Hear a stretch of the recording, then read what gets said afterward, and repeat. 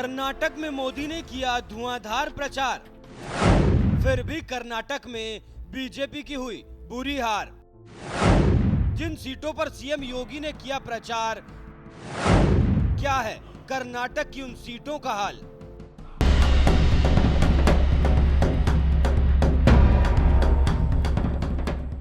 कर्नाटक विधानसभा चुनाव के दौरान बीजेपी ने सत्ता बरकरार रखने के लिए पूरी ताकत झोंक दी थी। पीएम मोदी ने जहां ताबड़तोड़ रैलियां की, तो वहीं दूसरी तरफ बीजेपी के कद्दावर नेता यूपी के सीएम योगी आदित्यनाथ को भी बीजेपी ने स्टार प्रचारक बनाकर कर्नाटक में उतार दिया।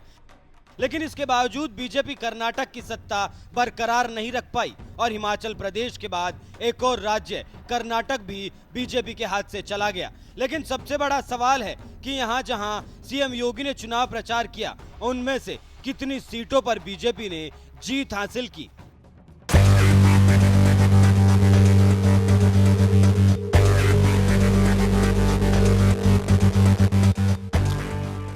देश की सबसे बड़ी पार्टी बीजेपी के पास नरेंद्र मोदी के बाद कोई सबसे बड़ा चेहरा है जिसकी चुनावी राज्यों में सबसे ज्यादा डिमांड रहती है। वो नाम है यूपी के मुख्यमंत्री और बीजेपी के फायर ब्रांड नेता योगी आदित्यनाथ, जिनकी रैलियां अपने विधानसभा क्षेत्रों में कराने के लिए नेताओं की लाइन लगी रहती है। लेकिन बाकी राज्यों में सीएम योगी जिस तरह से धुआंधार चुनाव प्रचार करते हैं, उस अंदाज में वो कर्नाटक विधानसभा चुनाव के दौरान नजर नहीं आए, क्योंकि इस बार कर्नाटक के साथ साथ उनके अपने उत्तर प्रदेश में भी निकाय चुनाव था, जहां बीजेपी को जिताने के लिए उन्होंने पूरी ताकत झोंक रखी थी।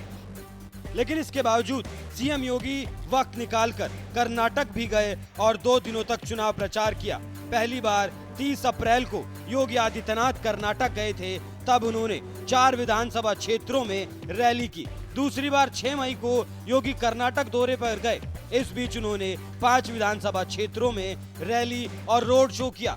इस तरह से कुल 9 विधानसभा क्षेत्रों में योगी पहुंचे थे। लेकिन इस बार सीएम योगी का जादू नहीं चला, क्योंकि 9 विधानसभा क्षेत्रों में से केवल 2 पर ही बीजेपी को जीत मिल सकी, जबकि बाकी 6 सीटों पर कांग्रेस और 1 पर कल्याण राज्य प्रगति पक्ष के उम्मीदवार की जीत हुई।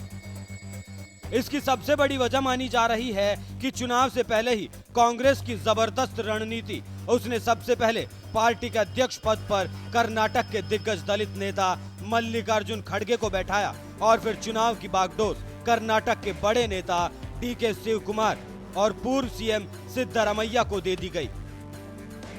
ये सभी नेता कर्नाटक से ही आते हैं, इसलिए कांग्रेस के वादों को स्थानीय भाषा में जनता तक पहुंचाने में पूरी तरह कामयाब रहे, जबकि बीजेपी के ज्यादातर स्टार प्रचारक उत्तर भारत से थे, जिनके सामने अनुवादक के साथ चुनाव प्रचार करने की सबसे बड़ी मजबूरी थी।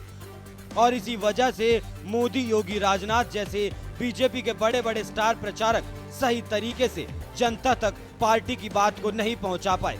इसके अलावा बढ़ती उम्र की वजह से बीजेपी के पूर्व सीएम और कर्नाटक भाजपा के शीर्ष चेहरे बीएस येदियुरप्पा को किनारे कर दिया। चुनावी मैदान में उनकी उदासीनता और इस स्तर पर कोई अन्य लिंगायत नेता का चुनावी प्रचार मैदान में न उतरना भी भाजपा की हार का कारण रहा। रही सही कसर जगदीश शेट्टार के भाजपा छोड़ कांग्रेस में शामिल होने के बाद पूरी हो गई।